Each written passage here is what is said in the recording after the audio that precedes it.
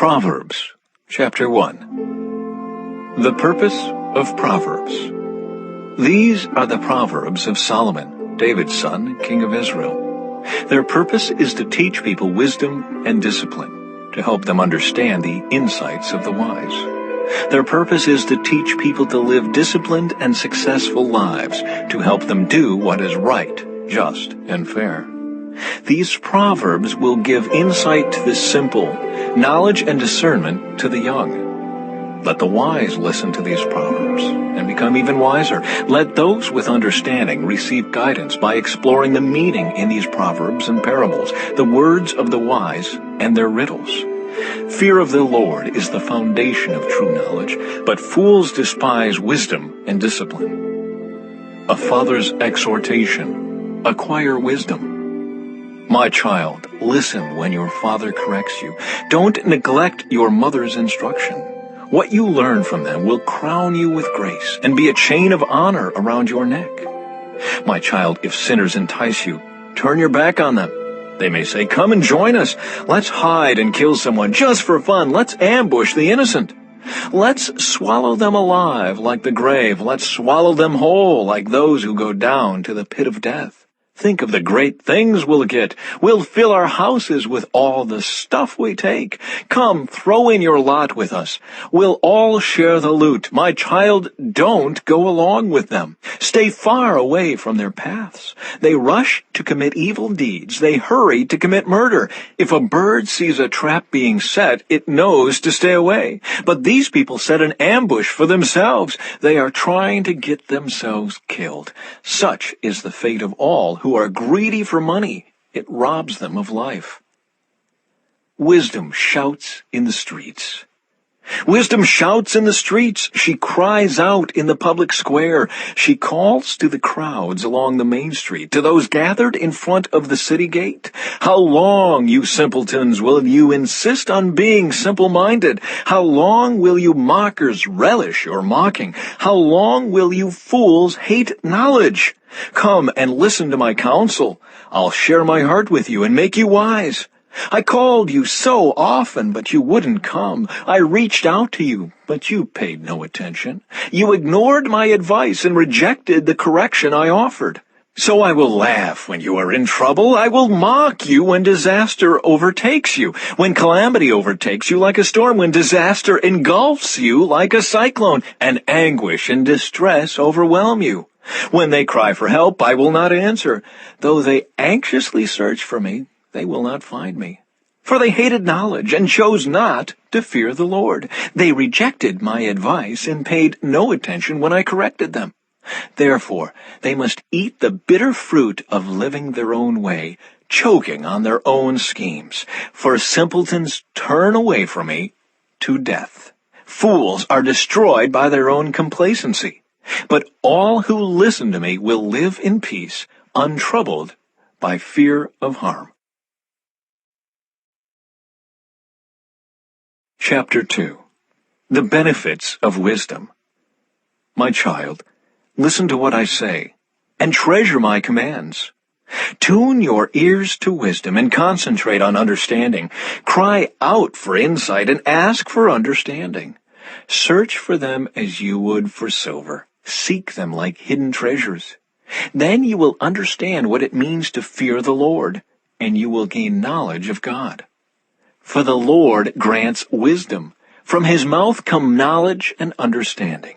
He grants a treasure of common sense to the honest. He is a shield to those who walk with integrity. He guards the paths of the just and protects those who are faithful to him. Then you will understand what is right, just, and fair, and you will find the right way to go. For wisdom will enter your heart, and knowledge will fill you with joy. Wise choices will watch over you. Understanding will keep you safe. Wisdom will save you from evil people, from those whose words are twisted. These men turn from the right way to walk down dark paths. They take pleasure in doing wrong, and they enjoy the twisted ways of evil. Their actions are crooked, and their ways are wrong. Wisdom will save you from the immoral woman, from the seductive words of the promiscuous woman. She has abandoned her husband and ignores the covenant she made before God. Entering her house leads to death. It is the road to the grave. The man who visits her is doomed. He will never reach the paths of life. Follow the steps of good men instead, and stay on the paths of the righteous. For only the godly will live in the land, and those with integrity will remain in it. But the wicked will be removed from the land, and the treacherous will be uprooted. Chapter 3. Trusting in the Lord. My child, never forget the things I have taught you. Store my commands in your heart. If you do this, you will live many years, and your life will be satisfying. Never let loyalty and kindness leave you. Tie them around your neck as a reminder. Write them deep within your heart. Then you will find favor with both God and people, and you will earn a good reputation. Trust in the Lord with all your heart. Do not depend on your own understanding. Seek His will in all you do, and He will show you which path to take. Don't be impressed with your own wisdom. Instead, fear the Lord and turn away from evil. Then you will have healing for your body and strength for your bones. Honor the Lord with your wealth and with the best part of everything you produce. Then He will fill your barns with grain, and your vats will overflow with good wine. My child, don't reject the Lord's discipline, and don't be upset when He corrects you. For the Lord corrects those He loves, just as a father corrects a child in whom He delights. Joyful is the person who finds wisdom, the one who gains understanding. For wisdom is more profitable than silver, and her wages are better than gold. Wisdom is more precious than rubies. Nothing you desire can compare with her. She offers you long life in her right hand, and riches and honor in her left. She will guide you down delightful paths. All her ways are satisfying. Wisdom is a tree of life to those who embrace her. Happy are those who hold her tightly. By wisdom the Lord founded the earth. By understanding He created the heavens. By His knowledge the deep fountains of the earth burst forth, and the dew settles beneath the night sky. My child, don't lose sight of common sense and discernment. Hang on to them, for they will refresh your soul. They are like jewels on a necklace. They keep you safe on your way, and your feet will not stumble. You can go to bed without fear. You will lie down and sleep soundly. You need not be afraid of sudden disaster or the destruction that comes upon the wicked, for the Lord is your security. He will keep your foot from being caught in a trap. Do not withhold good from those who deserve it when it's in your power to help them. If you can help your neighbor now, don't say, "Come back tomorrow, and then I'll help you." Don't plot harm against your neighbor, for those who live nearby trust you. Don't pick a fight without reason when no one has done you harm. Don't envy violent people or copy their ways. Such wicked people are detestable to the Lord, but He offers His friendship to the godly. The Lord curses the house of the wicked, but He blesses the home of the upright. The Lord mocks the mockers, but is gracious to the humble. The wise inherit honor, but fools are put to shame.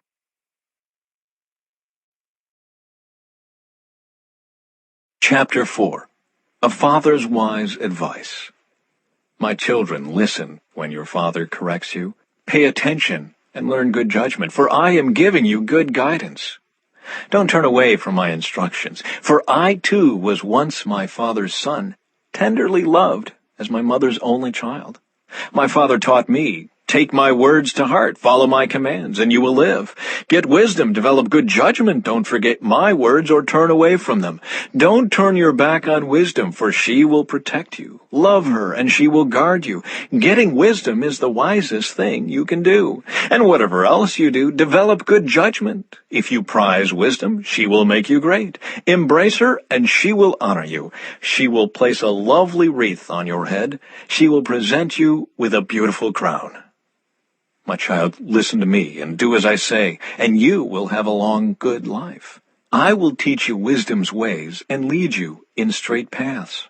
When you walk, you won't be held back. When you run, you won't stumble. Take hold of my instructions. Don't let them go. Guard them, for they are the key to life.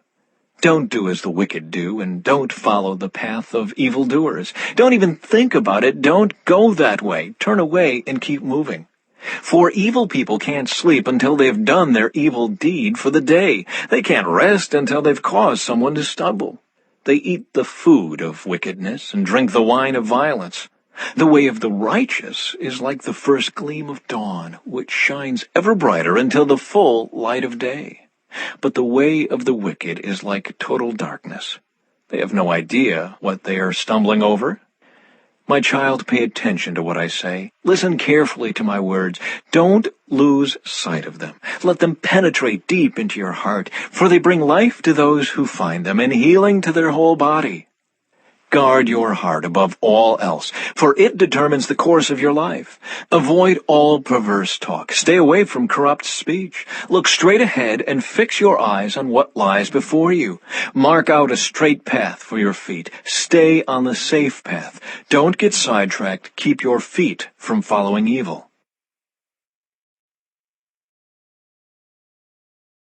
Chapter 5. Avoid immoral women. My son, pay attention to my wisdom. Listen carefully to my wise counsel. Then you will show discernment, and your lips will express what you've learned. For the lips of an immoral woman are as sweet as honey, and her mouth is smoother than oil. But in the end she is as bitter as poison, as dangerous as a double-edged sword. Her feet go down to death. Her steps lead straight to the grave. For she cares nothing about the path to life. She staggers down a crooked trail and doesn't realize it. So now, my sons, listen to me. Never stray from what I am about to say. Stay away from her. Don't go near the door of her house.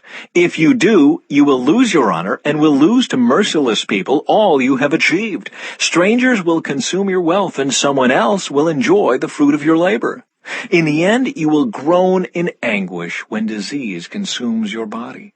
You will say, "How I hated discipline! If only I had not ignored all the warnings.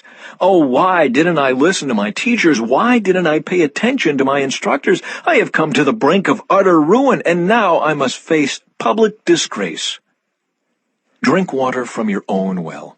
Share your love only with your wife. Why spill the water of your springs in the streets? Having sex with just anyone? You should reserve it for yourselves. Never share it with strangers. Let your wife be a fountain of blessing for you. Rejoice in the wife of your youth. She is a loving deer, a graceful doe. Let her breasts satisfy you always. May you always be captivated by her love. Why be captivated, my son, by an immoral woman, or fondle the breasts of a promiscuous woman? For the Lord sees clearly what a man does, examining every path he takes. An evil man is held captive by his own sins. They are ropes that catch and hold him. He will die for lack of self-control. He will be lost because of his great foolishness. Chapter 6. Lessons for Daily Life. My child, if you have put up security for a friend's debt, or agreed to guarantee the debt of a stranger, if you have trapped yourself by your agreement and are caught by what you said, follow my advice and save yourself, for you have placed yourself at your friend's mercy. Now swallow your pride. Go and beg to have your name erased. Don't put it off. Do it now. Don't rest until you do. Save yourself, like a gazelle escaping from a hunter, like a bird fleeing from a net. Take a lesson from the ants, you lazy bones. Learn from their ways and become wise. Though they have no prince or governor or ruler to make them work, they labor hard all summer gathering food for the winter. But you, lazy bones, how long will you sleep? When will you wake up? A little extra sleep, a little more slumber, a little folding of the hands to rest. Then poverty will pounce on you like a bandit.